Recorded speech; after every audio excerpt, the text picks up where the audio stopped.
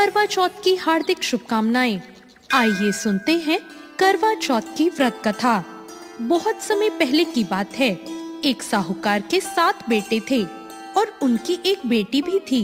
सभी सातों भाई अपनी बहन से बहुत प्यार करते थे, यहाँ तक कि वो उसे खाना खिलाए बिना खुद कभी नहीं खाते थे। एक बार उनकी बहन ससुराल से मायके आई हुई थी। शाम को जब भाई अपना व्यापार व्यवसाय बंद करके घर आए तो उन्होंने अपनी बहन को देखा। सभी भाई खाना खाने बैठे और अपनी बहन से भी खाना खाने का आग्रह किया, लेकिन तब उनकी बहन ने बताया कि उसका आज करवा चौथ का निर्जला व्रत है। वो खाना सिर्फ चंद्रमा को अर्घ देकर ही खा सकती है। उसके भाई उससे बहुत प्रेम करते थे। उनसे अपनी बहन को भूख से व्याकुल देखा नहीं गया। उन्होंने एक उपाय सोचा। उसके भाई नगर से बाहर एक पहाड़ी पर गए और पहाड़ी पर जाकर उन्होंने वहां आग जला दी और घर आकर अपनी बहन को उस आग को चलनी में दिखाया और कहा, देख बहन, चांद निकल आया है, चल जल्दी दर्शन कर ले और फिर चांद को अर्घ दे के भोजन ग्रहण कर ले। भाइयों की बात सुनकर साहूकार की बेटी ने अपनी भाभियों से कहा, भाभी देखो चांद निकल आया है, आप भी अर्घ देकर भोजन कर लो। अपनी ननद की बात सुनकर भाभियां बोली, बाईसा ये तो आपका चांद है, हमारा चांद आने में अभी समय है। साहूकार की बेटी भूख से व्याकुल थी। वो चांद को अर्घ देकर भोजन करने बैठ गई। जैसे ही उसने पहला घास खाया उसे छींक आ गई।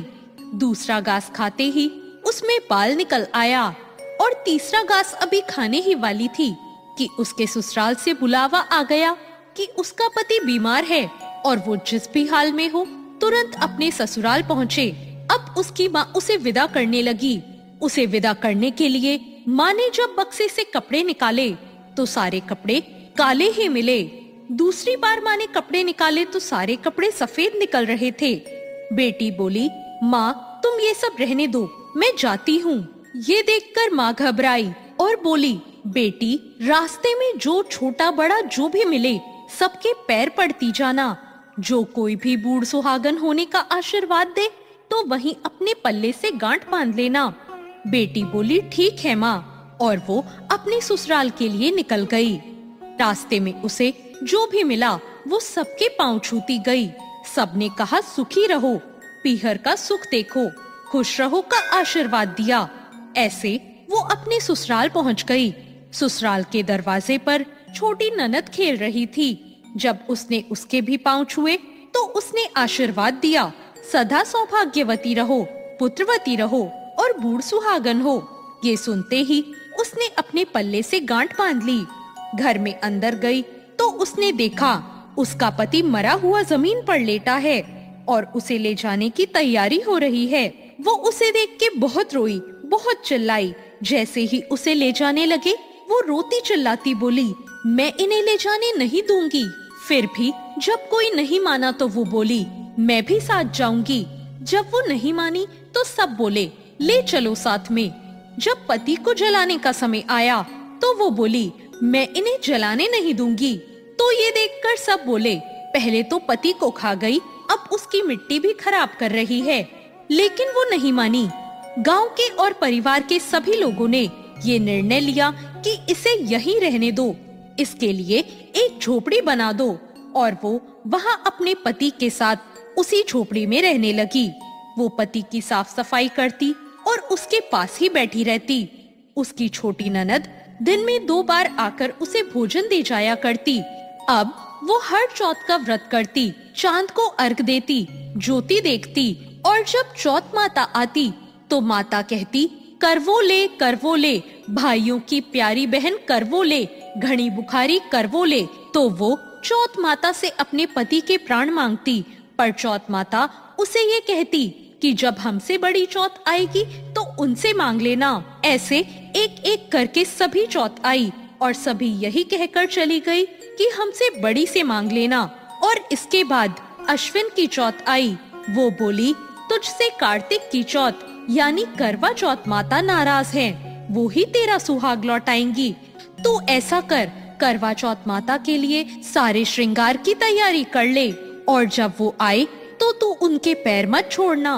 इसके बाद जब करवा चौथ आने वाली हुई तो उस लड़की ने अपनी छोटी ननद से पूरे श्रृंगार और सुहाग का सारा सामान मंगवाया और करवे भी मंगवाए।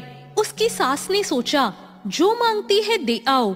साहूकार की बेटी ने करवा चौथ का व्रत रखा और चांद निकलने पर अर्घ दिया, चौथ माता की ज्योति करी और जब चौथ माता प्रकट हुई तो वो बोली, करवो ले भाइयों की प्यारी बहन करवो ले, दिन में चांद उगाने वाली करवो ले, घड़ी बुखारी करवो ले।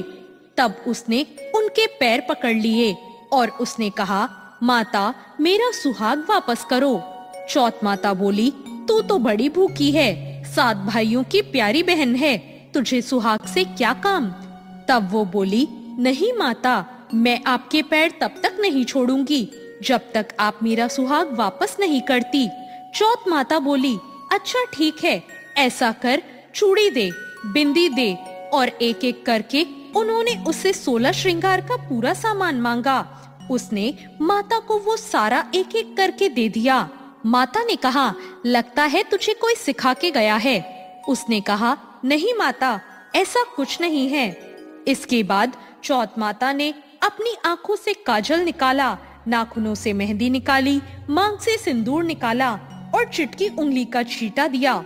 उसका पति जीवित हो गया और चौथ माता जाते जाते उसकी झोपड़ी पर लात मार गई, जिससे उसकी झोपड़ी एक महल में बदल गई। अब जब उसकी छोटी ननद खाना लेकर आई तो उसने देखा भाभी की झोपड़ी की जगह तो कोई महल खड़ा है, लेकिन उसने अपनी ननद को देख लिया।